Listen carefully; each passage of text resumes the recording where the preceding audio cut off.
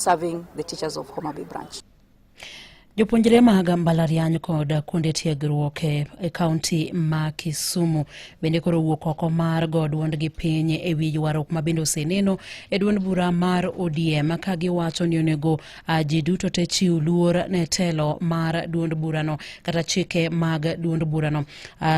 Jopuonjre go ma bende ne loso kod jofwambo e boma ma Kisumu wacho ni jotelo ahinya to mago ma bende noyier kod otiko mar ODM onego wek wacho weche maga kweda ma bende gie kinde ni moko kuom gi osebedo ka wacho e lela kinde ka kinde. Kotelo gi kod Silas Adem giwacho ni ywaruok ma bende osenene duond burano mar ODM nyalo miyo jokanyo kata johera mag duond bura mar ODM bedo kod pogruok. University and college students from across the great county of Kisumu have watched with shock the bickering among Luo leaders on the direction the community should take as the country heads to 2027 elections. 1 hour. We are utterly dismayed by the fact that this bickering is getting more profound.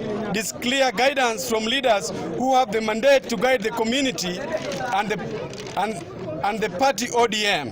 Vijana fire! Fire! Vijana fire! Fire! The party leader, Dr. Buro Ginga, who doubles as the leader of the community, has categorically stated that the community is firmly in broad-based government and working with President William Ruto.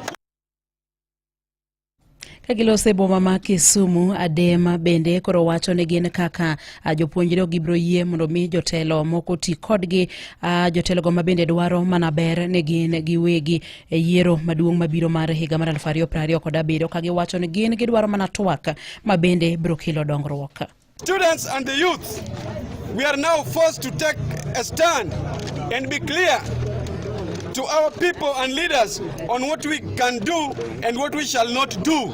Going into the 2027, we are not available for street protest.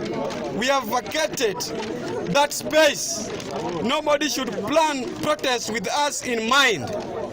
At least not here in Nyanza, especially Kisumu County. Vijana fire! Fire! Vijana fire! Fire! We are not available for ill-thought-out political maneuvers that will end in the same dramatic failure that we have been subjected to since independence. Vijana will not be available for unnecessary political confrontation and contest with the government that is often meant to boost political careers and message individual egos while the people get nothing in return.